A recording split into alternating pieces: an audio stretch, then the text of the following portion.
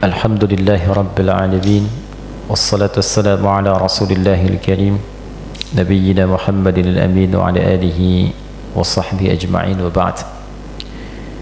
Jemaah sekalian, Alhamdulillah, mengawali jumpa kita di subuh ini, kita memanjatkan syukur pada Allah Subhanahu wa Ta'ala atas seluruh limpahan karunia dan nikmat yang Allah anugerahkan pada kita sampai detik ini.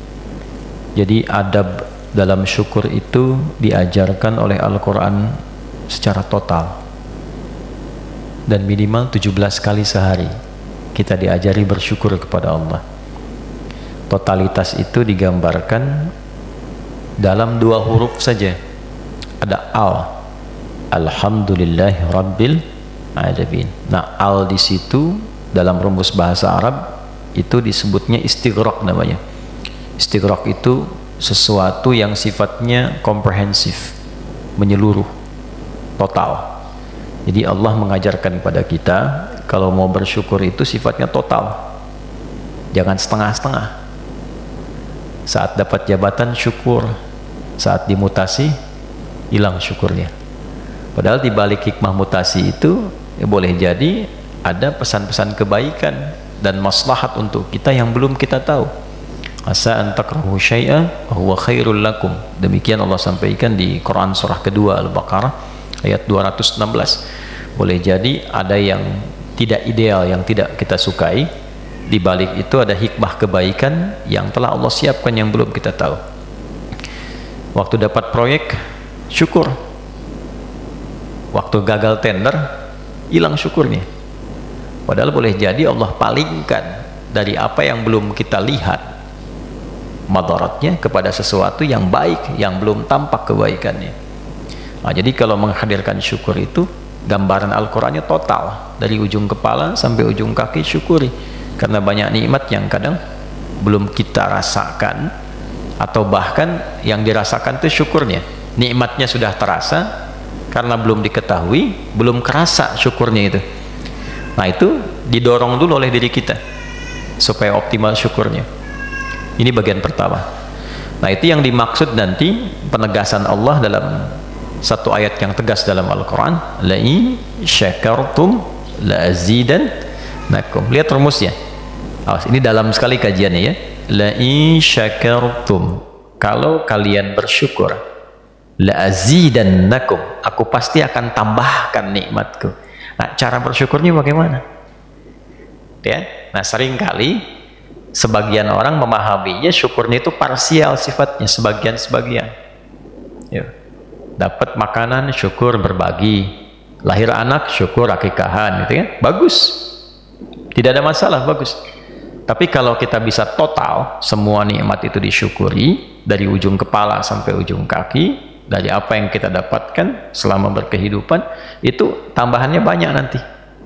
Ya, la azidannakum, itu poinnya. Jadi ini bagian pertama yang kita ingin buka, karena bulan ini bulan penuh syukur. Sekarang sudah masuk tanggal 28 di bulan Rajab 1445 Hijrah. Nah, Rajab ini itu namanya, nama lainnya bulan ta'zim namanya.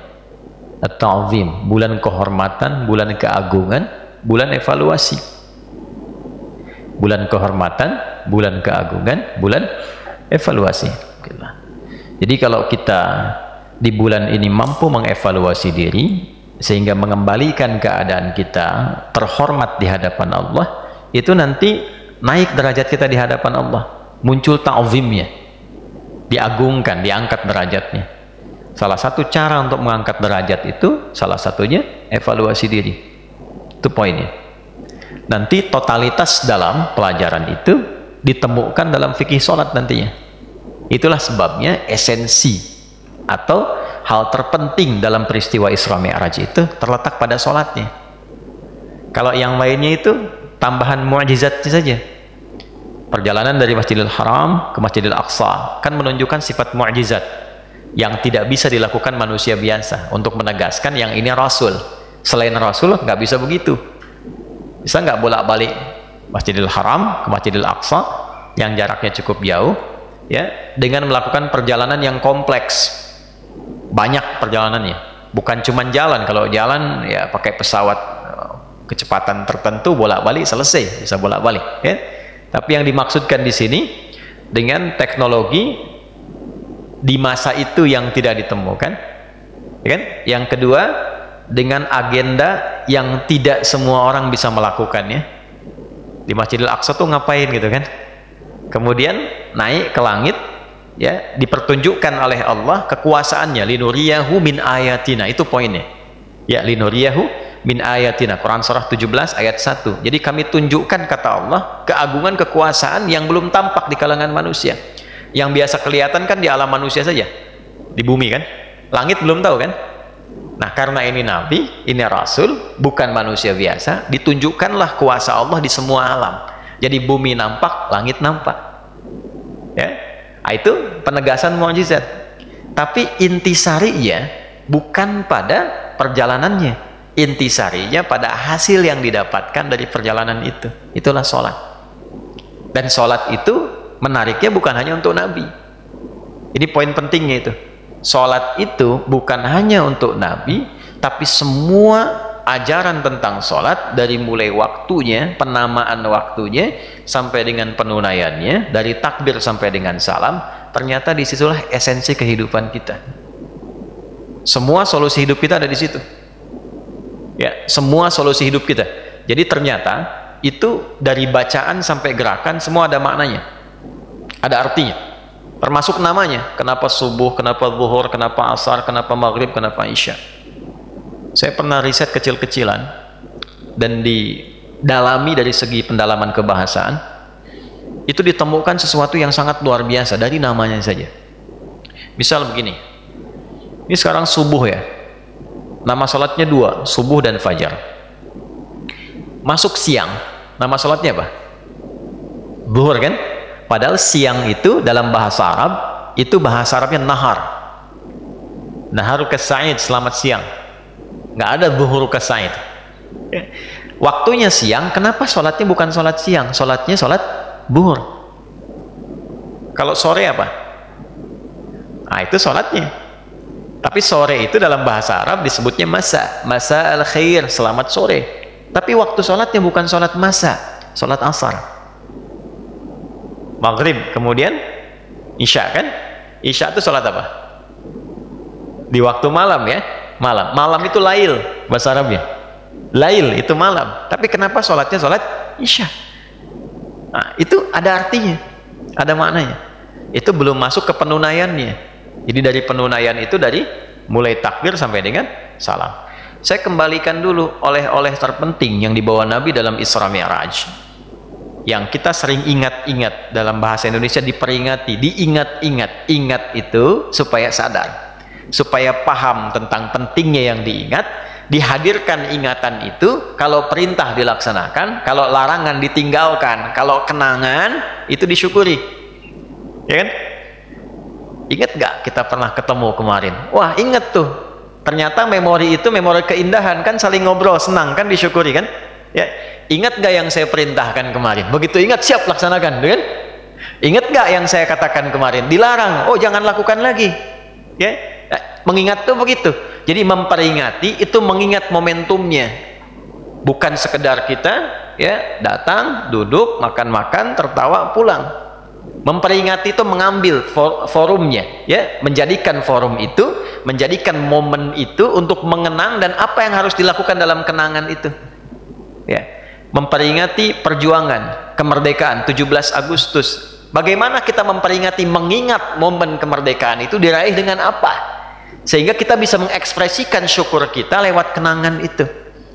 Memperingati Isra Mi'raj artinya mengingat peristiwa Isra Mi'raj itu, apa saja yang penting dari peristiwa itu untuk kita hadirkan di masa kini.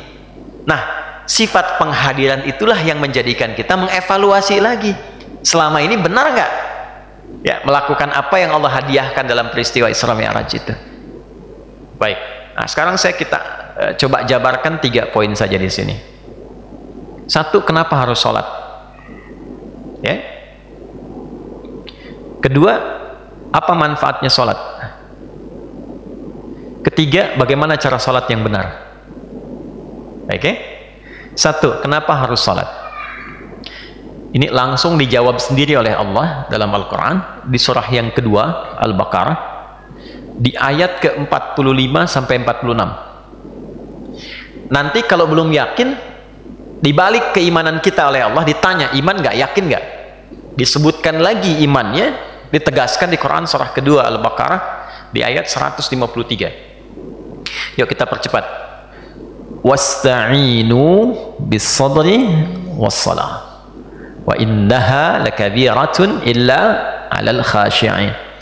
Wasta'inu bis-sabri was-salah. Jika engkau merasakan, mendapati kesulitan dalam hidup, ya, pemirsa dimanapun anda berada, kita saat ini sedang berada di Pesantren Mira, suasana di dalam masjid.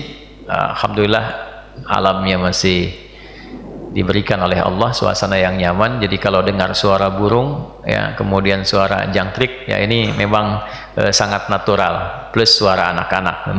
Itu ya. Coba izin pintunya ditutup dulu, ya, karena nanti yang dari luar tanya-tanya, ya.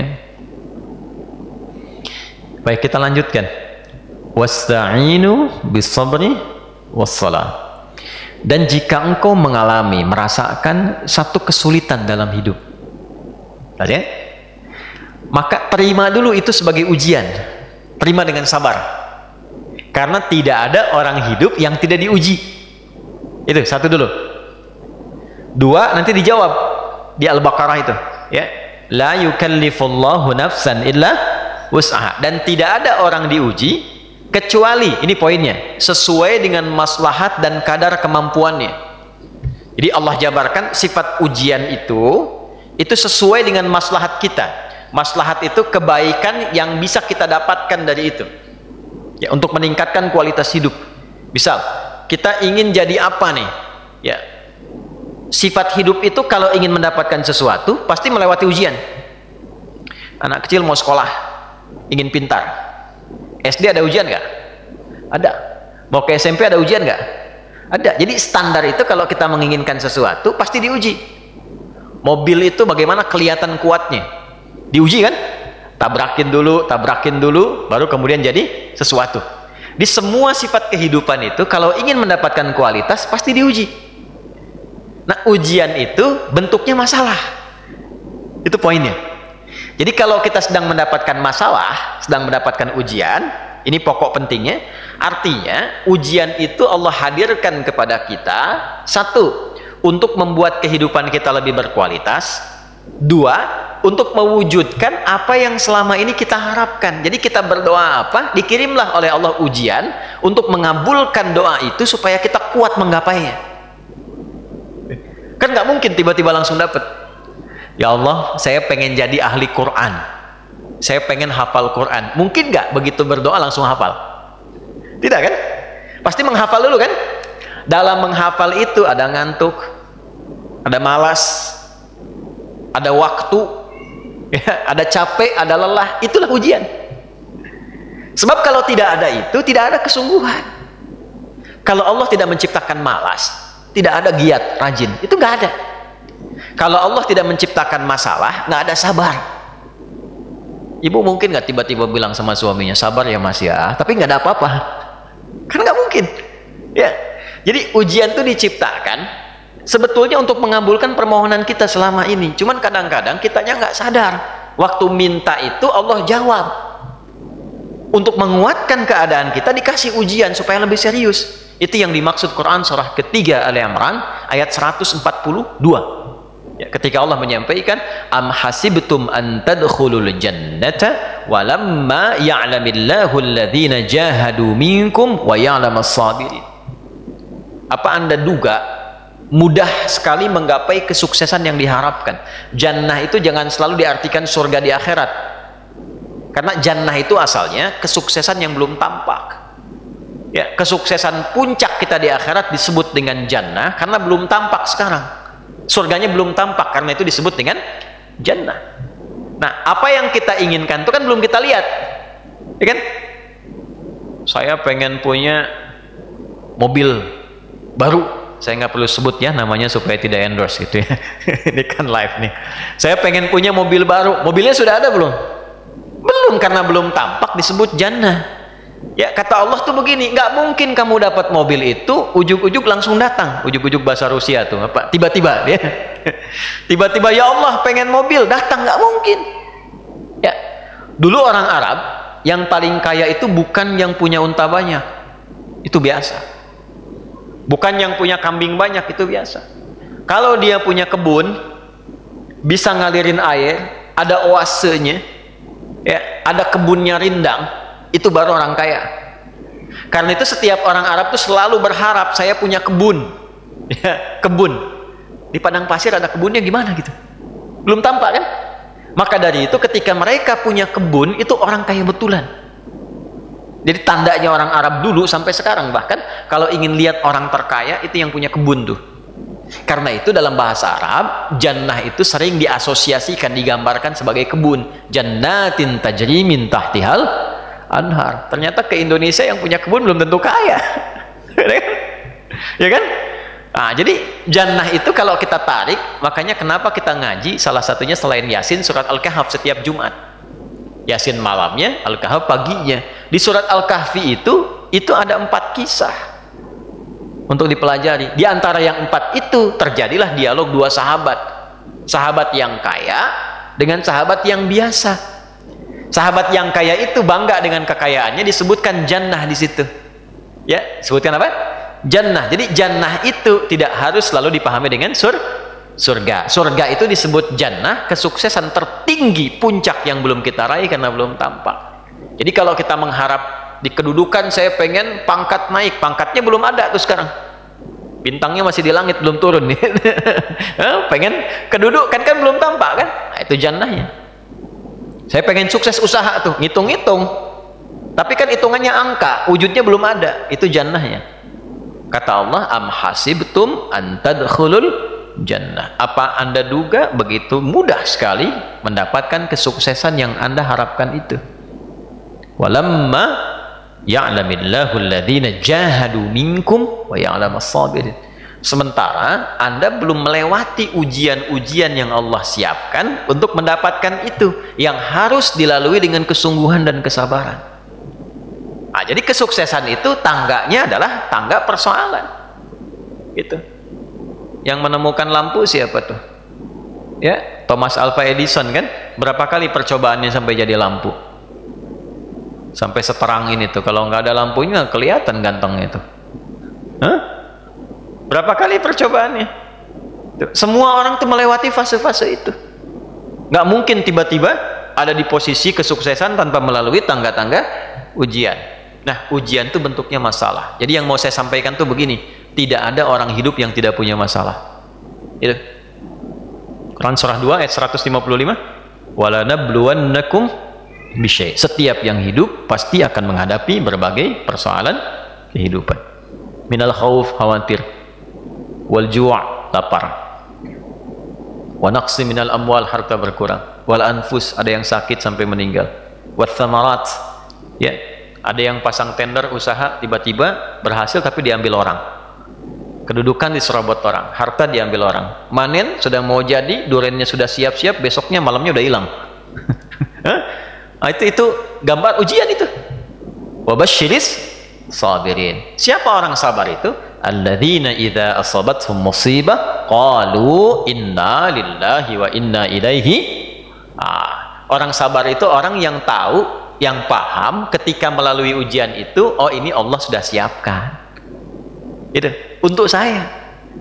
Jadi standarnya begini, kalau sedang ada masalah harusnya senang, karena apa yang kita minta sedang dipercepat pengabulannya. Saya kan minta sesuatu, jalannya mesti lewat ujian, kan nggak mungkin tiba di sini kalau nggak lewat jalan. Ya, kadang-kadang mulus, begitu mau belok kan lubangnya banyak kan. Jaga dulu gitu kan, ya kan? Baru nyampe ke sini kan? Tapi kalau sudah nyampe enak kan? Gitu. Nah, itulah hidup. Kadang naik, kadang turun, kadang naik, kadang turun. Nah, bagaimana cara mengondisikan hati kita sadar supaya saat muncul ujian itu kita merasakan kesadaran bahwa oh ini jalan sukses saya. Allah kirimkan buat saya, bukan buat yang lain. La yukallifullahu nafsan illa usaha. Kalau kita lihat-lihat, masalah tiap orang kan beda-beda ya. Tapi intinya sama kan masalah? Intinya kepikiran juga kan? Ya kan? Ya, kalau masalah kan nomor 4 ya. Ya kan? Kan berpikir itu ada 4. Ada berpikir, sedikit berpikir, tidak berpikir, pikiranun. Gimana? Masalah itu kan pikiranun kan? Yang dipikirkan kan? Ya, semuanya sama, intinya berpikir. Di perusahaan yang besar, yang kecil berpikir. Ya. Yang sedang ujian berpikir. Kadang-kadang sama-sama pusing, pusingnya sama, tapi bentuk ujiannya beda-beda. Yang paling menarik itu ujiannya beda sesuai kadar kita. Nggak mungkin level direktur diuji dengan level pegawai bawah misalnya, itu mustahil. Tapi sama-sama pusing juga. Ya, pegawai belum gajian pusing, direktur proyek belum lancar pusing. Pusingnya kan sama kan, tapi wujud ujiannya beda karena sesuai dengan maslahat kita. Itulah la yukallifullahu nafsan illa. Nah, cara mengatasinya bagaimana? Supaya saat diterima itu ada ketentraman dalam jiwa. Dan ketentraman itu melahirkan kesadaran, oh ini kan yang saya minta. Nggak mungkin ujian ini tiba-tiba muncul di hadapan saya kalau saya nggak pernah berdoa. Coba siapa yang pengen kaya pernah berdoa minta sukses? Terus Allah kasih jalannya, nih lewatin dulu ini. Yang paling aneh kan begini, minta begitu dikabul marah. Kenapa harus saya ya Allah? Kan mana tadi doa itu? Kan kamu yang minta tadi, kenapa ketika dikasih bilang kenapa harus saya ya Allah? Ini kan aneh sebetulnya. Ya? Jelas ya? Nah, supaya menghadirkan suasana itu, solusinya apa? Itulah hadiah Isra Mi'raj. Makanya perjalanan Nabi sebelum Isra Mi'raj itu melalui persoalan-persoalan dulu. Supaya sadar hidup itu nggak ada yang lurus terus, tidak ada yang nyaman terus. Ya, Nabi itu sebelum Isra Mi'raj itu apa peristiwanya? Diganggu di Mekah, lalu berharap di Taif itu ada pelindung, karena Taif itu, maaf, secara landscape itu apa ya? Gambaran kotanya itu lebih maju, ekonominya lebih maju, supaya diharapkan orangnya lebih berpendidikan. Jadi begitu datang ke situ disambutnya baik. Ternyata alih-alih baik, nyampe ke Taif, kalau di Mekah dilempar dengan kata-kata, dituduh, dicaci, dimaki. Ke Taif dilempar dengan batu. Nabi terluka, anak angkat beliau terluka juga Zaid. Istirahat, datang malaikat 2 turun. Ya Muhammad ya Rasulullah, kama qala ya Rasulullah, mud yadaika ilas sama, angkat tanganmu minta kepada Allah supaya kami ini diperkenankan mengangkat 2 bukit untuk menghimpit orang-orang yang telah melukaimu ini. Apa jawab Nabi? Perhatikan kalimatnya. La fa innahum qaumun la ya'lamun. Mohon jangan lakukan, karena mereka melakukan itu kepada aku karena belum tahu saja tentang aku. Bukan karena benci. Karena belum tahu. Kalau orang belum tahu dia apakan? Diberitahu, bukan dimarahi. Bukan dicaci. Jadi boleh jadi ada yang mencela itu karena belum tahu. Nah, kalau kita tidak merasa harus dicela, ya, dan tidak merasa celaan itu ada pada diri kita, kenapa mesti marah? Jelas ya? Maka apa yang terjadi? Perhatikan doanya. Aw kama qala ilahi ila man takiluni a ila qaribin yu'dhini am ila ba'idin yu'limuni fa ana radin ma lam taghdab alayya wala haula wala quwwata illa billah. Ya Allah, setelah aku bertugas di sini dan dilempari oleh orang-orang di sini, kemana lagi engkau akan perjalankan aku setelah ini? Apakah tempatnya masih dekat dan aku akan dilempari lagi? Ataukah tempatnya jauh dari sini dan aku akan disakiti lagi? Aku ridha dengan itu ya Allah, selama itu perintahmu sepanjang engkau tidak marah kepadaku. Itu poinnya, tolong garis bawah ini.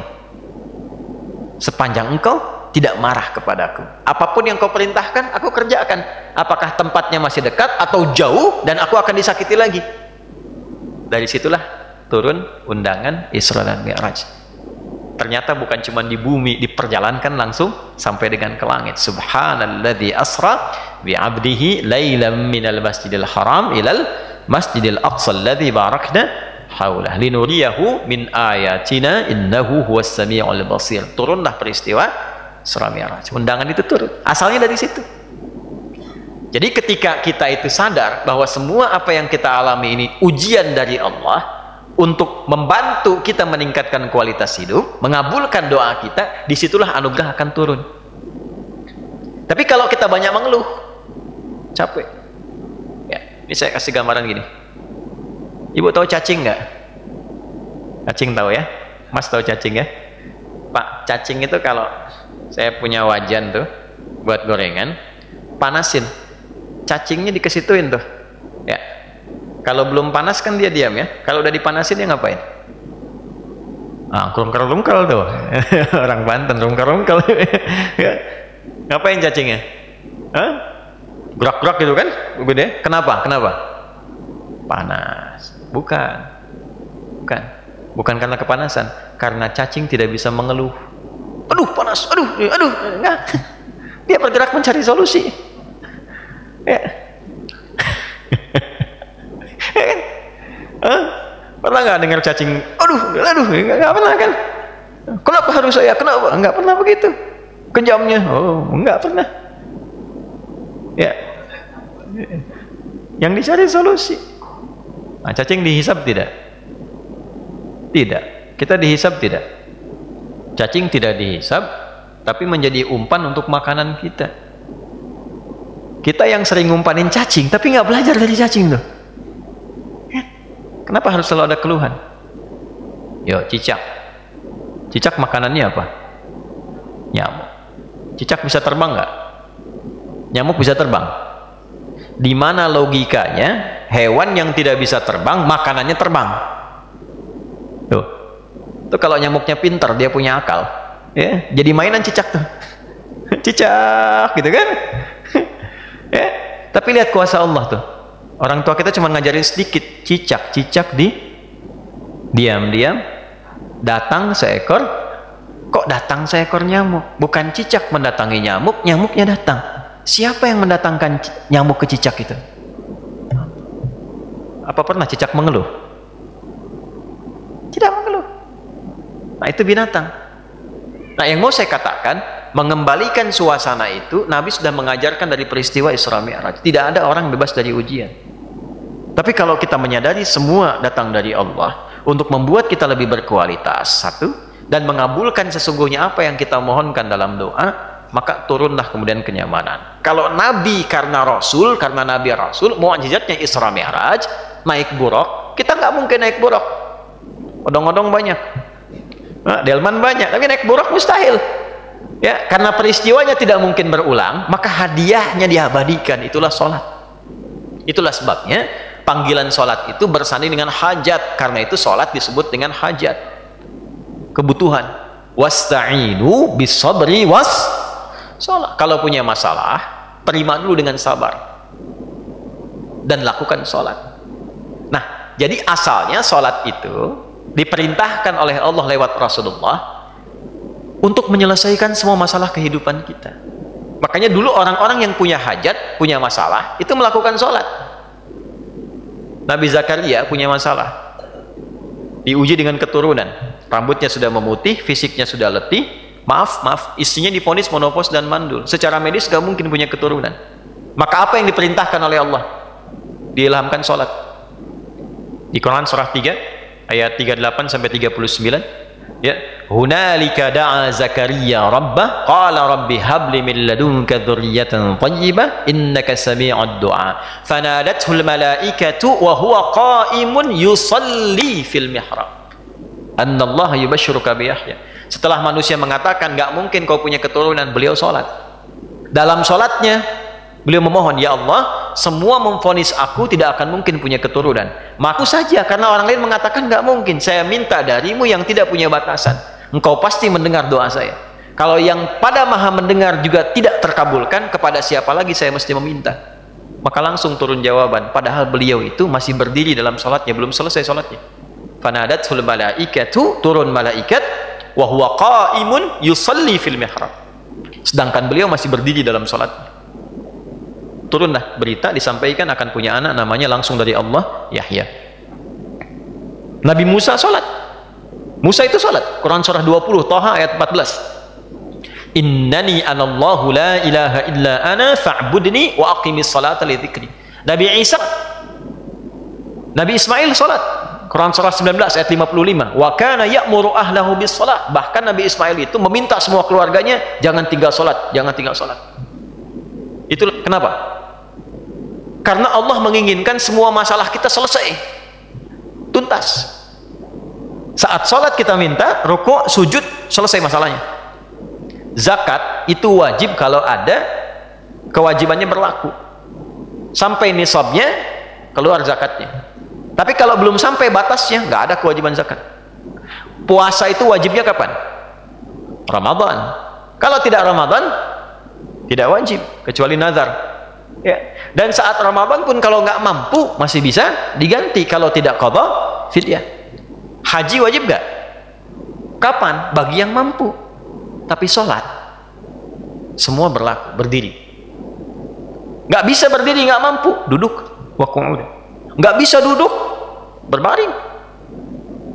Nggak mampu berbaring, isyarat. Nggak mampu isyarat, berkedip dengan kedipan selama masih sadar. Nggak mampu berkedip, disolatkan, kan sudah selesai. Ya. Ya, sampai titik akhir tuh. Ya, sampai titik. Kenapa? Karena Allah tidak menginginkan semua hambanya siapapun punya masalah yang tidak selesai. Duduk punya masalah, selesai. Berbaring punya masalah, selesai. Itu masalahnya. Dan tidak ada orang hidup yang tidak punya masalah. Ini subuh kan baru berapa menit tadi kita lewat tuh? 30 menitan. Ada nggak yang nggak punya masalah sekarang? Nggak ada. Nanti subuh ke zuhur pasti punya masalah lagi. Kalau sholatnya benar, selesai. Itulah asalnya. Itulah asalnya. Jadi keistimewaan sholat itu, keistimewaan sholat, mengapa disyariatkan sholat? Yang pertama adalah, ini intinya, supaya kehidupan hamba itu mendapatkan kemudahan di sisi Allah dan selesai semua persoalan-persoalan kehidupannya. Jelas sampai sini? Baik. Kenapa ini penting saya katakan? Karena sebelum kita berangkat menunaikan umrah, yang paling penting itu nanti ibadah sholat. Karena itu, saya tanya nih, di Masjidil Haram itu berapa kali lipat pahala sholatnya? 100.000. Baik ya, saya mau tanya gini, kalau baca Quran biasa di luar sholat di Masjidil Haram dikali 100.000 nggak? Dikali nggak? Tidak, nggak ada dalilnya. Satu hurufnya tetap 10, ya kan? Kalau saya infak kali 100.000 nggak? Misal kapan-kapan misal di Masjidil Haram ada kotak infak misal gitu kan? misal aja, terus ngasih ke situ tuh, ngasih kali 100.000 nggak? Tidak. Sekali umrah kali 100.000 nggak? Tidak. Tapi sholat, sekali sholat berapa nilainya? 100.000. Pertanyaan saya, kenapa sholat yang digandakan, yang lain tidak? Karena Allah ingin menunjukkan yang terpenting itu sholatnya. Dan ada apa di balik sholat itu? Dan itu semua jenis sholat, bukan sholat fardu saja. Ya. Dan semua jenis sholat, termasuk yang sunnah itu terkait dengan kebutuhan kita. Ada dunia, ada akhirat. Misal, ya, malam kan alhamdulillah kita tahajud ya. Kenapa ada tahajud padahal sunnah hukumnya? Itu untuk memudahkan karir kehidupan. Yang aktif, yang bekerja supaya dimudahkan karirnya, dilindungi, dibimbing saat beraktivitas. Kalau ada masalah dibimbing supaya tidak melakukan yang haram, tidak harus nyogok, tidak menyuap, tidak menempuh langkah-langkah kriminal, dibimbing. Itu tahajud. Ya, dilindungi dari gangguan. Kan Nabi itu turunnya ayat itu salah satunya kan melindungi Nabi, dikepung 100 orang pasukan khusus. Tiba-tiba dibikin tidur di surat Yasin itu kan. Fa'alsyainahum fahum la yubsirun. Ya, mereka nggak bisa lihat, ditutup tuh. Itu amalan tahajud. Salat duha, apa manfaatnya?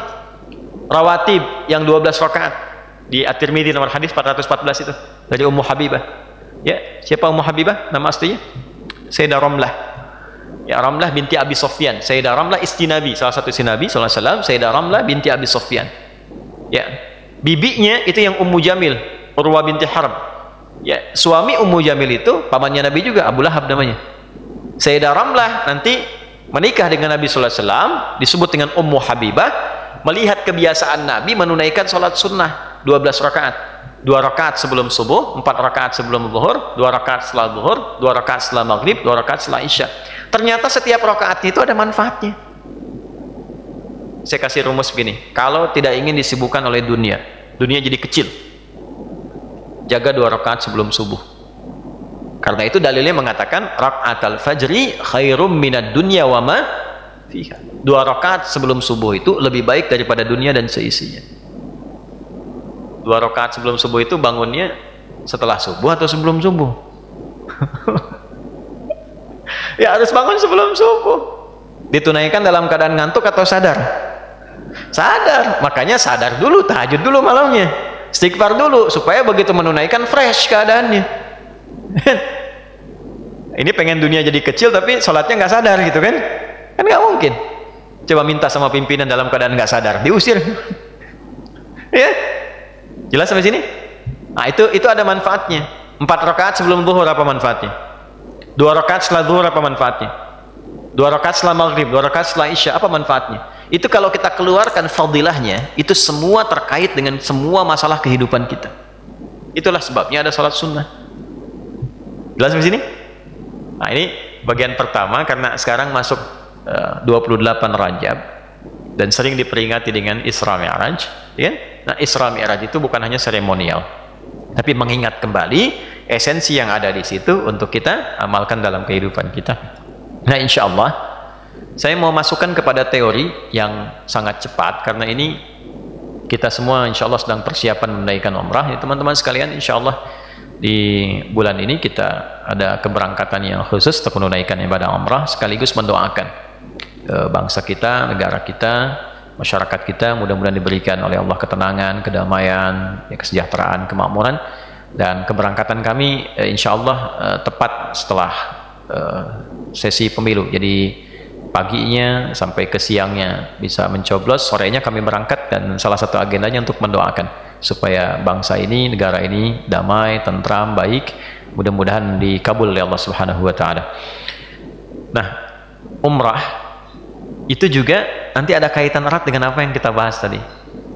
Apa artinya umrah? Umrah itu apa? Nah, ini poin. Umrah itu dari kata amara, asal katanya ya'muru. Kemudian dari situ muncul kata umur. Umur, apa artinya umur? Hah? Berapa umurnya mas? Usia ya, sering kita katakan usia. Asalnya bukan usia, Pak. Asalnya bukan usia. Kalau usia itu kan batas hidup ya, perjalanan kehidupan sampai batasnya. Nah, itu bahasa Qur'annya bukan umur, asalnya ajal. Asalnya ya, ajal. Contoh Quran surah 7 ayat 34. Ya, fa idza jaa ajaluhum la yastakhiruna sa'atan wa la yastaqdimun. Wa likulli ummatin ajal. Setiap orang yang berkehidupan di dunia, bahkan satu umat semua ada batasnya, nggak ada yang abadi. Umatnya Nabi Musa masih ada sekarang? Nggak ada. Muminya ada Firaun. Kan? Abu Jahal masih ada? Nggak ada, kisahnya aja yang ada. Semua selesai kan? Nah, itu batas hidup. Nah, sekarang begini, batas hidup itu oleh Allah dirahasiakan, gaib, supaya kita serius mempersiapkannya. Ya, jadi menjalani dunia serius, menjalani akhirat serius. Coba kalau diberitahu ajalnya nih. Sekarang jam berapa? Jam 6 kurang 11. Ya, WIB, waktu Indonesia, bagian Banten. Nah, misal Anda dijadwalkan meninggal ajalnya jam 6 misal. Ini contoh saja ya, contoh. Contoh. Jam 6 meninggal misalnya. Kalau kira-kira tinggal 11 menit menuju ajal, masih sempat nggak mau sarapan? Enggak. Mau diajak olahraga mau nggak? Enggak, di masjid ya, astagfirullah, astagfirullah gitu kan? Ya, maka nggak ada kenikmatan dalam menjalani hidup. Ya, saya pernah lihat tuh ada film yang digambarkan tentang mencantumkan ajal di tangannya itu. Jadi nggak enak hidupnya. Coba kalau ajal itu tidak gaib sifatnya, nggak nyaman kita. Mau kerja nggak enak. Pak, mau besok upacara? Enggak, tinggal 2 jam lagi. Nggak mau, nggak enak. Hidupnya nggak nyaman. Ya kan? Maka dibikin gaib itu supaya kita nikmat menjalani kehidupan. Mau makan enak, makan durian enak, makan sop enak, nyaman aja. Ya, tapi dalam hal yang bersamaan diingatkan oleh Allah, ajal itu bisa tiba kapan saja. Ada nggak yang tahu kapan meninggal? Tidak, karena tidak tahu kapan meninggal, mungkin nggak datang saat ini juga?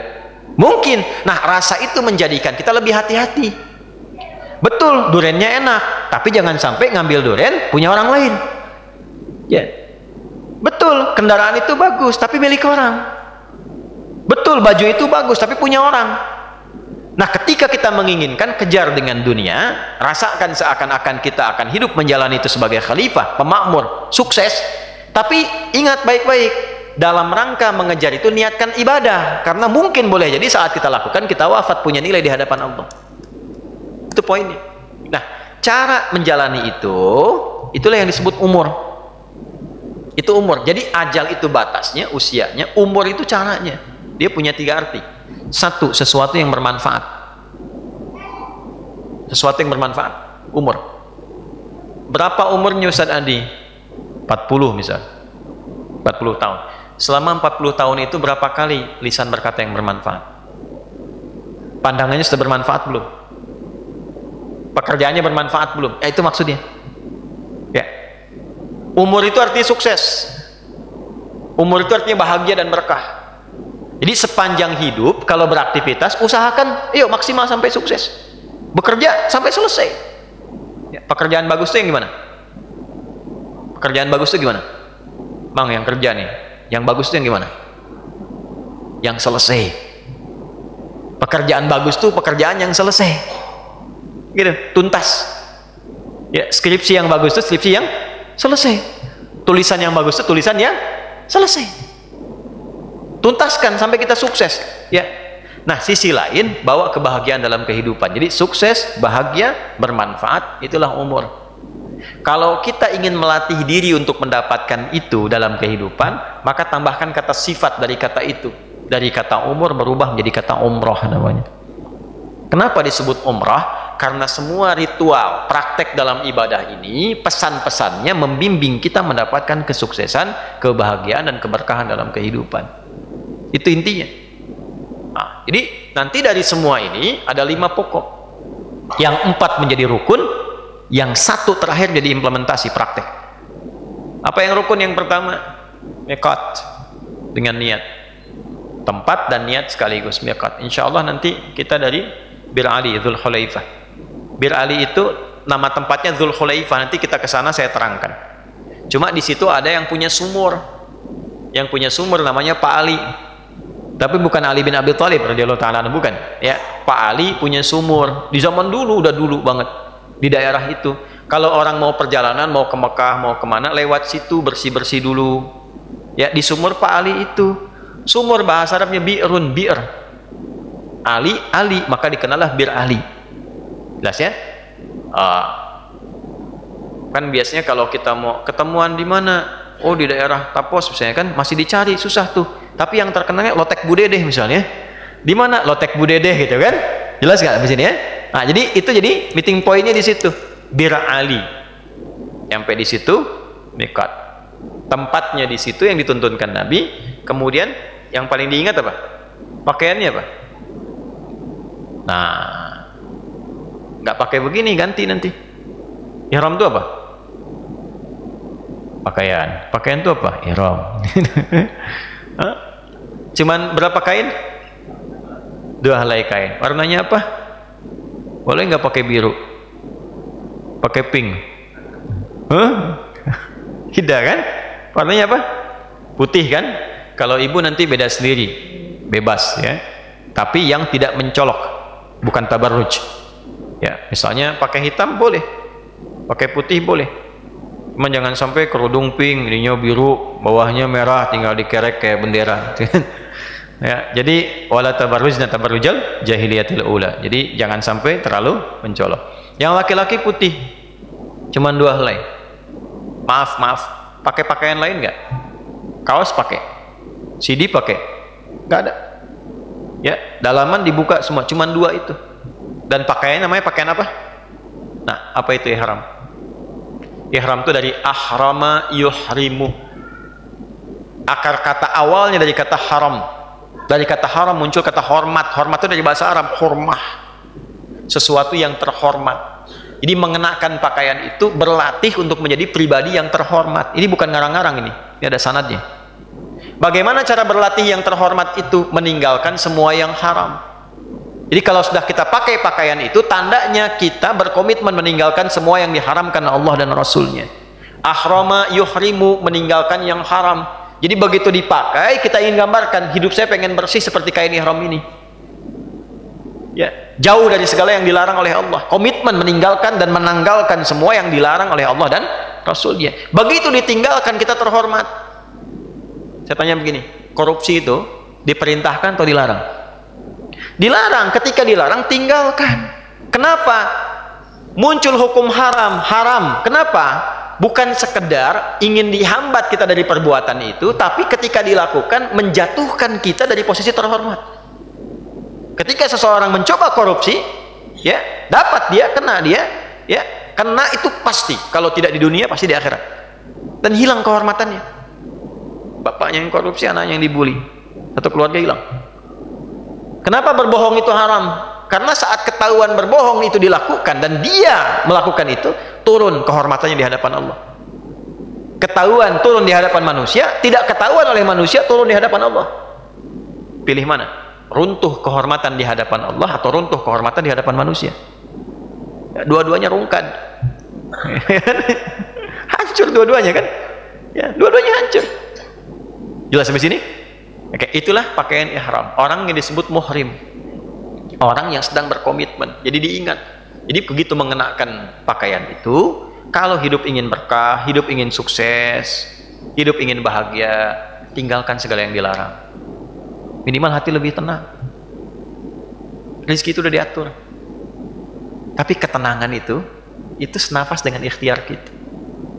Jadi kalau nyari sesuatu yang sudah diatur, ikuti aturannya. Jangan keluar aturan. Dapatnya lebih banyak, iya, tapi ketenangan hilang. Mungkin terasa ada tambahan, tapi karena tidak berkah, ketenangannya hilang. Itu sudah rumus. Ya, antum nih, pilih mana? Kaya tapi gelisah atau miskin tapi tenang? Hah? Miskin tapi tenang. Kasihan. Rabbana atina fid dunya wa fil akhirati. Nah, kaya tapi tenang. Jelas? Ini pakaian ihram. Jadi begitu dikenakan, kita katakan komitmennya kita katakan labbaik Allahumma umrah. Labbaik Allahumma labbaik. Labbaik Allahumma umratan. Itu niatnya. Kita katakan labbaik ya Allah, aku penuhi panggilanmu. Umratan, untuk umrah supaya aku lebih baik lagi, lebih sukses, lebih berkah. Aku berjanji dengan mengenakan pakaian ini, sekarang aku tinggalkan semua yang kau larang. Itu maksudnya. Jadi begitu dikenakan, kita komitmen, jaga itu. Ya, jaganya sampai kapan? Wala tamutunna illa wa antum muslimun, sampai wafat, hatta ya'tiyakal yaqin. Karena saat meninggal pun pakaiannya itu juga cuma 2 lembar, 2 lapis itu. Maka kalau sudah berkomitmen begitu, jangan cuma umrahnya dijaga, pulang umrah kembali lagi. Ya, saat umrah baik, pulang umrah jelek lagi. Saat umrah soleh, pulang umrah salah lagi. Itu masalah, problem. Dijaganya sampai meninggal, makanya kainnya terbatas. Jagain itu, karena kain itu yang dipakai saat pulang. Jangan mempermalukan malaikat nanti pas kembali itu ya. Kamu ini saat di sini begini, saat balik, nah repot. Jelas di sini? Itulah pakaian ihram. Begitu sudah dikenakan, sudah rapi, kita dilatih, sudah mulai mengondisikan diri. Potong kuku nggak boleh lagi. Oke, nanti kita akan bahas secara detail ya. Sebelum berangkat itu, sebelum miqat, mandi dulu, potong kuku, ya, rapi-rapi semua. Nanti setelah dipakai pakaian ihram nggak boleh potong kuku lagi, ya. Cabutin jenggot nggak boleh tuh, ya. Nah, rambut nggak boleh yang melekat di tubuh, jaga. Terus tidak boleh menyakiti, baik dengan lisan ataupun dengan perbuatan. Di jalan karena merasa dengan kereta cepat, dadahin yang di bis, semuanya ketemu di Mekah, nggak boleh. Ya. Atau menyakiti dengan fisik, ya. Awas, hati-hati, nyamuk bisa seharga kambing tuh. Kalau ada nyamuk hinggap tuh ya, nggak boleh diniatkan langsung mukul tlek gitu, semati kambing damnya itu. Seharga apa? Itu latihannya mahal itu. Latihannya mahal. Terus bagaimana solusinya?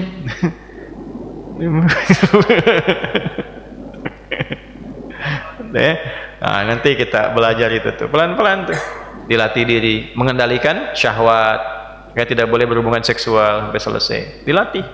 Kalau latihannya sudah bagus, sudah baik, nah itu nanti manfaatnya banyak, akan terjadi perubahan pada diri kita.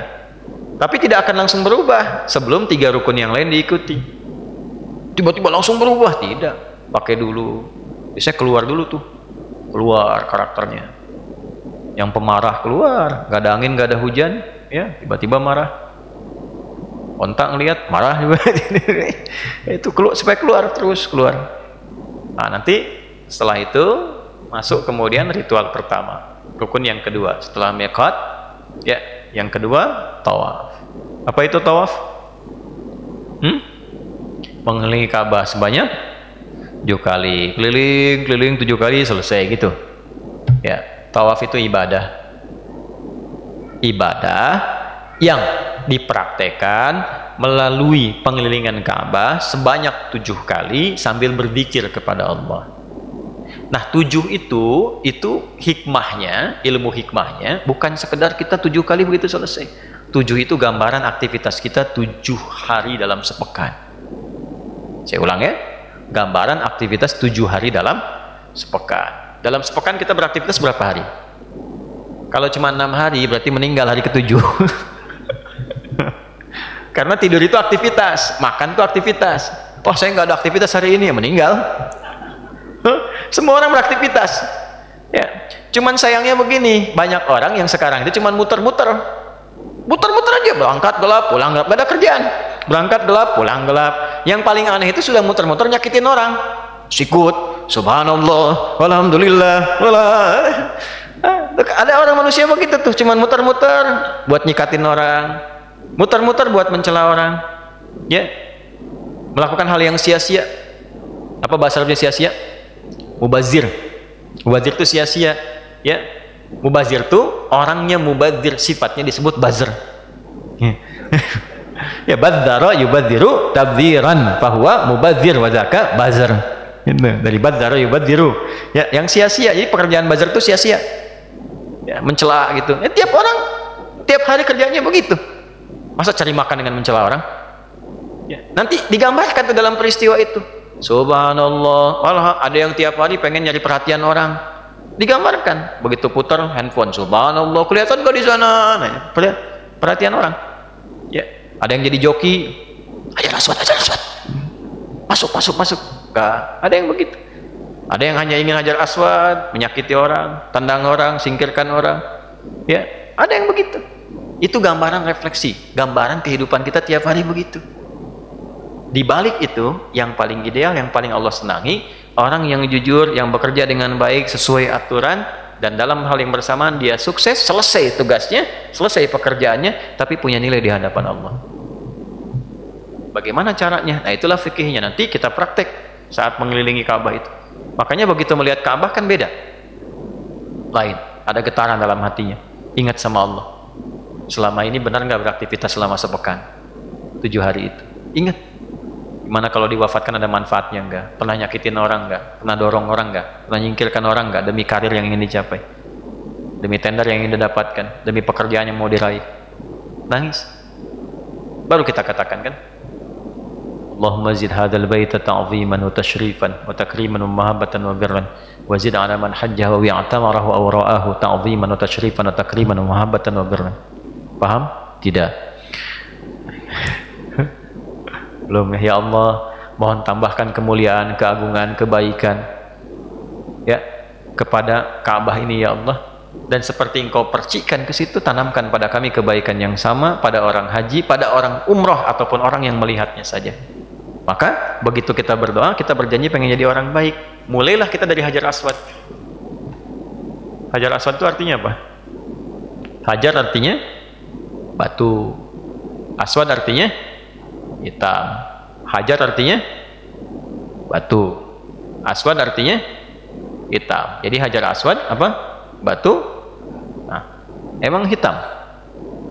Tidak. Waktu turun warnanya apa? Putih seputih susu. Kenapa jadi hitam? Dosa siapa? Manusia. Anda manusia. Nah, berarti nyumbang saham di situ tuh. Jadi hitam tuh. Itu kan dosa kita juga, dosa saya juga, dosa Anda, dosa kita. Makanya begitu ke situ fitrah kita bergerak, nangis. Nangis itu bukan karena haru juga, karena dosa. Makanya sadar kita, langsung istighfar. Ya, sadar. Begitu sadar angkat tangan kita kan? Ya kan? Kalau dalam sholat kan angkat tangan juga, tanda kepasrahan, tawakal sama Allah. Menyerah kita, nyerah. Urusan-urusan akhirat dunia kita pasrahkan pada Allah. Bismillahirrahmanirrahim, Allahu Akbar. Kalau agak panjang, ya Allahumma imanan bika wa tasdiqan bi kitabika wa tiba'ani sunnati nabiyyika Muhammad sallallahu alaihi wasallam. Bismillahirrahmanirrahim, Allahu Akbar. Udah ada nanti ya. Udah saya sederhanakan jadi 1 lembar aja. Jadi masih ada waktu 6 hari ke depan, sepekan. Nggak banyak kok itu, sudah populer, sudah familiar. Ya, dan kesana nggak usah bawa kertas lagi. Nanti dikondisikan ya supaya lancar. Mas nanti setiap ini dibimbing ya. Setelah ini di online kan dibagi kelompok, dites sebelum berangkat. Ya, yang kira-kira belum lulus tes sampai Soekarno-Hatta aja. Cengkareng ya. Disiapin tuh. Nah, begitu kita katakan bismillahirrahmanirrahim Allahu Akbar, apa yang diucapkan? Subhanallah walham wala ilaha Allahu Akbar. Nah, saya agak percepat. Itu maksudnya apa? Maksudnya kita berkomitmen subhanallah. Selama ini kau lupa sama Allah dalam beraktivitas. Subhanallah itu kalimat yang kita saat ucapkan untuk menepikan segala yang tidak layak bagi Allah. Quran surah 2 ayat 116, wa qalu ittakhadallahu waladan subhanah. Mereka berkata Allah punya anak. Subhanah, nggak benar itu. Ya, terus Anda kerja, saya kerja, kita kerja. Tiba-tiba waktu sholat masih asik kerja. Lupa dengan sholat, benar nggak? Hah? Tidak benar. Maka setelah itu subhanah. Subhanallah, selama ini lupa sama Allah. Ngaji jarang. Padahal tahu Quran itu mukjizat, ada pahalanya, tapi dibaca jarang. 1 hurufnya berapa? 10. Kalau dosa, udah tahu dosa banyak, baca Quran nggak mau, padahal 1 hurufnya bisa nutup dosa banyak. Sekarang ini salah 9, 1 huruf, nun. Lumayan 10, kurang 9 masih ada 1. Dosa kecil ya. Nah, alhamdulillah, syukur. Masih pengen nambah, padahal yang ada belum dipakai ibadah. Motor pengen nambah, pengen jadi mobil, padahal motor aja belum pernah dipakai ke masjid. Pakaian pengen nambah, pengen setiap yang dilihat dibeli, padahal yang ada aja belum dipakai ibadah. Allahu Akbar. Setelah itu sadar, muncul kesadaran. Nah, setelah itu berhentinya di mana? Kalimat itu di makam Ibrahim. Makam Ibrahim itu kenapa di situ? Ada pelajaran lagi. Itu rahasianya di Quran surah 19. Saya agak cepat karena waktu kita terbatas. Ya, di surah Maryam itu saat masuk ke ayat 47, 48, 49 itu rahasianya. Falamma i'tazalahum ma ya'buduna min dunillahi wa habna lahu Ishaq. Ketika seseorang itu sudah ada dalam dirinya kesadaran untuk mendekat kepada Allah, ya sadar. Nabi Ibrahim sadar mengatakan inni wajjahtu. Sekarang sudah semua ujian saya teruskan kepada Allah. Pekerjaan saya untuk ibadah aja. Inna salati wa nusuki wa mahyaya wa mamati lillahi rabbil. Nah, betul nggak itu? Salat saya, ibadah saya, pekerjaan saya sebagai ibadah. Udah betul nggak ke situ? Kalau sudah semua karena ibadah, makannya ibadah, minumnya ibadah, kerjanya ibadah, sudah. Allah anugerahkan apapun yang diminta, termasuk yang mustahil menurut orang. Karena itu ayatnya mengatakan wahabna lahu Ishaq, bukan Ismail. Ishaq itu anaknya siapa? Nabi Ibrahim. Dari siapa? Sayyidah Sarah. Siapa Sayyidah Sarah? Istri beliau yang mulia, yang divonis oleh medis tak mungkin punya keturunan. Yang tak mungkin pun jadi mungkin. Oleh karena itu, setelah dari Hajar Aswad ke makam Ibrahim, itu doanya formal, nggak ada yang lain. Subhanallah, walhamdulillah, wala ilaha illallah, Allah. Sampai situ misal. Formal doanya. Tapi setelah dari makam Ibrahim sampai rukun Yamani, bebas minta pakai bahasa apapun. Nggak ada ketentuan khusus. Bebas mintanya pakai bahasa kita boleh. Padang pakai bahasa Padang. Riau pakai bahasa Riau, kan baru. Jawa pakai bahasa Jawa, Sunda pakai bahasa Sunda. Silahkan minta. Nanti kadang-kadang yang diminta karena namanya keinginan, semua pengen diminta. Ya, jodoh orang diminta juga. Hah? Pekerjaan maksudnya kan, ya jodohnya orang, udah nyambung sama orang, diminta juga. Nggak baik untuk akhiratnya. Maka diluruskan di rukun Yamani supaya baik dunia akhirat. Karena Allah mengabulkan apa yang dibutuhkan, bukan memberi apa yang diinginkan. Maka dikatakanlah wa minhum may yaqulu rabbana atina fid dunya hasanah wa fil akhirati wa qina adzabannar. Maka kita minta supaya yang permohonan kita itu dilengkapkan oleh Allah baik dunia akhiratnya. Ya. Ya Allah, saya nggak apa-apa ya Allah, jadi manajer juga nggak apa-apa, yang penting baik. Nggak bagus manajer buat kamu, direktur aja kata Allah, kan bisa kan? Bisa aja begitu. Bisa. Tapi ada yang minta mobil dikasih sepeda, bisa. Bisa terjadi. Prinsipnya apa? Yang baik menurut Allah. Ada kawan kami mendapatkan jalan dari Allah di perusahaan internasional, masuk golongan PHK. Begitu masuk ke situ, minta kesempatan umrah dulu sama bosnya, diizinkan. Begitu berangkat tuh saya tuntun tuh sebelumnya, insya Allah nggak usah khawatir, pasti Allah berikan. Itu begitu pasrah, minta sama Allah yang terbaik. Tiba-tiba langsung setelah selesai tawaf itu langsung dapat telepon, tawaran di 3 negara. Tadinya dari Libya, ditawarkan mau di Malaysia, di Australia, atau di Saudi. Baru selesai. Saya kebayang. Jadi bukan berarti langsung, itu seringkali terjadi begitu. Ada saya pernah bawa tawaf sunnah itu, teman, yuk doa di sini. Begitu doa, dia cuma minta ya Allah punya teman belum pernah tersambung sampai sekarang, minta. Begitu selesai doa, keluar ditelepon sama temannya. Ya. Itu nanti, tapi dilakukannya nanti pas tawaf sunnah ya, jangan pas umroh yang formal, karena kita masih ada sa'i, masih ada tahallul. Ya. Tapi kalau tawaf sunnah nanti insya Allah kita jalan di tempat-tempat mustajab, tunjukkan nih doa sini, doa sini. Ada yang unik ada, tapi nggak harus ditiru. Ada orang dari salah satu tempat, lah saya nggak perlu sebut, dia bikin catatan tuh. Begitu di multazam, nyangkut begini tempelin tuh. Ya Allah, saya ini banyak hutang ya Allah. Ya, sekecil ini pun saya ngutang, ya kan? Kalau tidak percaya, ini catatannya. Tempel ini. Tapi habis itu lunas Pak, lunas itu. Ya, alhamdulillah. Tapi tidak harus di situ ya, nggak harus ditiru gitu caranya itu. Kita minta. Tapi poinnya tadi ada keyakinan, ada kebaikan. Dan atina fid dunya wa fil akhirati. Nah, dunia akhirat jangan cuma dunia saja. Jadi dunianya tarik ke akhirat, nanti dunia ikut. Ya, jangan akhirat tarik ke dunia. Ya, jelas ya? Oke, nanti setelah itu berusaha, itulah gambarannya selama hidup. Jadi pulang dari umroh itu kerjanya berubah, bukan cuma bolak-balik berangkat capek formal, nggak begitu. Jalan isi dengan zikir, hati mulai tenang, dapat macet alhamdulillah, murajaah. Oh macet tuh ke sini. Berapa sudah ngajinya, berapa juz untuk macet kemarin tuh? Zikirnya apa yang dibaca? Ya kan? Apa yang dilakukan saat Allah kirimkan itu? Nah itu nanti akan menyesuaikan sendiri setelah dapat itu semua. Setelah itu sa'i. Saya agak cepat, 2 lagi. Apa sa'i? Lari-lari kecil. Kalau lari-lari besar maraton, gitu ya. Sa'i itu asalnya bukan lari-lari kecil. Sa'i itu asalnya usaha yang sungguh-sungguh dan serius. Saking sungguh-sungguhnya ada lari di situ. Kecil, jalan cepat untuk perempuan. Siapa yang lari dan jalan cepat? Namanya Sayyidah Hajar. Kenapa lari? Karena sungguh-sungguh ingin apa? Ingin mencari sumber air untuk anaknya yang kehausan. Maka berangkatlah dari sofa. Sofa itu artinya apa? Sofa itu jernih, bersih. Maksudnya apa? Kita udah mau tawaf nih, lakukan pekerjaan kita, ngambil hikmah dari tadi, ingin beraktivitas, lakukan dengan sungguh-sungguh. Spirit tawaf bawa. Ya. Kalau mau kerja yang serius, jangan nanggung. Nanggung itu nggak dapat apa-apa. Kalau belajar yang sungguh-sungguh, menghafal yang sungguh-sungguh. Nah, kalau ingin nyaman memulainya, walaupun berat tantangannya, berpikir yang positif sofa. Positif dulu, Allah pasti berikan jalan. Tidak ada masalah yang tidak ada solusinya. Tidak ada problem yang tidak ada jalan keluarnya. Hadirkan orang yang selalu positif dalam menjalani apapun, itu mencapai setengah kesuksesan. Nah, apa yang ingin kita raih, puncaknya disebut marwah namanya, puncak sesuatu yang ingin diraih. Apakah langsung mendapatkan itu? Tidak, naik turun. Kadang dalam usaha begitu, sedang di atas turun. Begitu ada peluang cepat kejar, ada peluang tidur, ya nggak dapat.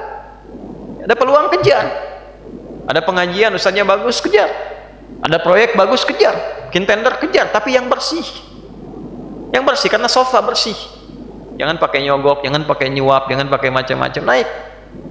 Cuman memang ada kalanya turun dulu, nanti datar, kejar lagi peluang sampai naik. Ya, dan jangan pernah menyimpulkan kalau sekali coba itu gagal, tidak. Ya, karena saya itu berapa kali? 7 kali. Mulai dari mana? Sofa. Berhenti di mana? Itu pasti marwah, nggak mungkin di sofa tuh. Kalau berhenti di sofa, kalau nggak 6, 8 tuh. Ya. Karena kalau 7 pasti marwah. Orang yang benar ngikutin sofa pasti dapat marwah. Orang yang kerjanya benar sesuai ketentuan sa'i itu pasti dapat ujungnya, nggak mungkin nggak dapat. Sekalipun pendapatan itu mungkin tidak diraih olehnya, oleh sosok lain yang melimpahkan keberkahan padanya. Bapak nabung, ibu nabung, pengen umroh, pengen haji, nabung aja nggak apa-apa, dapat sedikit, tapi ternyata berangkatnya lewat anak, ternyata berangkatnya lewat ikhtiar, berangkatnya lewat pasangan, bisa jadi begitu. Selama ini kita cuma berdoa, tapi ternyata doanya dikabul lewat sisi yang lain. Maka dari itu kalau sudah ikhtiar itu dicatat, Allah perintahkan malaikat catat, terkabul. Adapun jalannya nggak usah dipikirin, karena ketentuannya sudah begitu. Wa yarzuqhu min haitsu la yahtasib. Jadi jangan disimpulkan bahwa anak yang hebat, tidak, orang tuanya yang bekerja, wasilahnya lewat anak, atau anak bekerja, wasilahnya lewat orang tua. Bisa jadi begitu. Jadi begitu Sayyidah Hajar bolak-balik, Ismail itu kan gerak-gerak, tapi air nggak keluar. Begitu sudah sampai di Marwah yang ke-7, Ismail bergerak, Allah perintahkan malaikat Jibril kepakan sayap bersamaan dengan bergeraknya anak, menendang, keluarlah air. Begitu keluar, anaknya nangis, ibunya balik, katakan zam, zam, kata ibunya. Apa artinya zam? Kumpul jangan berhenti, zam, kumpul jangan berhenti, zam, kumpul jangan berhenti. Sampai sekarang airnya dikenal dengan zam-zam, yang terus terkumpul tidak pernah berhenti, terus ngalir. Di orang yang berusaha karena Allah, walaupun dia mengalami sulit, kadang lari, kadang naik, kadang turun, tapi dia kerjakan karena Allah, anugerahnya akan terus berkumpul tanpa pernah berhenti sampai dia wafat sekalipun. Apapun pekerjaannya. Kalau dia berkarir akan terus dikenal. Di kepolisian Pak Hugeng sampai sekarang, sampai ada Hugeng Award. Yuk. Sampai sekarang. Pak Sudirman di TNI, Jenderal Sudirman sampai sekarang dikenal. Ya, sampai ada Sudirman Award. Kita apa yang mau dibanggakan di hadapan Allah? Ya kan? Nah, itu poinnya. Kalau sudah itu dilakukan, tenang pikiran kita, nyaman, nggak sibuk lagi, nggak capek lagi dengan problem. Walaupun memang pasti capek awal-awal menjalani, tapi sudah lebih tenang, nyaman. Nah, semua enak, tenang, yang nggak ada problem, nggak ada benang kusutnya, itu halal. Proses membersihkan itu disebut tahallul namanya. Orang Arab tuh kalau masalahnya hilang dia berkata begini, hillul mushkilah halalan, persoalan tuntas, kayak benang kusut diurai, hillul ahbal, kusutnya hilang, halal, maka kita tenang lagi. Nah, jadi kenapa tahallul itu rambutnya, untuk menggambarkan pikiran kita sudah nyaman, komitmen, sudah tenang. Ya, begitu keluar dari situ, masya Allah tawaran mulai banyak, botak ini. Mau nyukur maksudnya kemarin gitu kan, baru dia botak ketawaran 5 real, 10 real, macam-macam. Artinya apa? Udah menarik perhatian orang banyak, ya, dapat sesuatu, semua terlihat nyaman. Nah, itulah umrah. Jadi kalau sudah umrah, pulangnya itu kata Nabi, kalau umrahnya benar itu menghilangkan kefakiran. Ya, bukan berarti jadi langsung orang kaya, bukan berarti begitu. Pulang-pulang langsung dapat kaya, nggak begitu. Maksudnya apa? Sifat ketergantungan itu hilang. Semuanya ditawakal kepada Allah. Ikhtiarnya jalan. Makanya orang yang selalu positif itu nggak pernah fakir. Tapi orang yang dikendalikan nafsu itu yang fakir yang sesungguhnya. Yang korupsi itu fakir sebetulnya, tapi tidak berhak menerima zakat. Jadi fakir yang kasihan itu. Ya, miskin sebetulnya itu, miskin yang paling sejati itu yang tidak berhak menerima zakat. Sudah nggak dapat zakat, dikuasai nafsunya, semua serba kurang, kekurangan, terus pengen nambah. Nah, itu akan hilang ketika menunaikan ibadah dengan cara yang benar. Jadi itu spiritnya. Maksud saya kenapa dibuka di awal, supaya nanti kita bisa mengukur antara berangkat dan pulang, mesti ada bedanya. Jangan sampai berangkat dan pulang sama saja. Untuk apa? Buang-buang energi, buang-buang tenaga, waktu, buang biaya dan sebagainya. Berangkat dengan cara yang benar, evaluasi ketika pulang dengan hasil yang maksimal. Saya kira itu yang kita bahas ya, karya saya dengan Rajab, korelasinya dengan Rajab, dengan Isra Mi'raj, dengan umrah, dan dengan aktivitas kehidupan kita. Semoga semua perjalanan dilancarkan insyaallah. Nah, setelah saya tutup ini, kita tutup dulu untuk sekaligus menyampaikan kepada teman-teman dimanapun Anda berada. Alhamdulillah kami dari Mira, Mahad Islam Wafiah Akhir di Banten, memberikan pesan-pesan untuk kita semua. Yang pertama, untuk konsistensi kita di hadapan Allah Subhanahu wa taala, istiqamah dalam kebaikan, saling mendoakan dalam kemuliaan, berusaha untuk merubah diri kita menjadi lebih baik. Dan yang paling penting setelah menjadi baik, kontribusi apa yang bisa kita berikan untuk bangsa, negara, dan tempat kita tinggal dan berdomisili.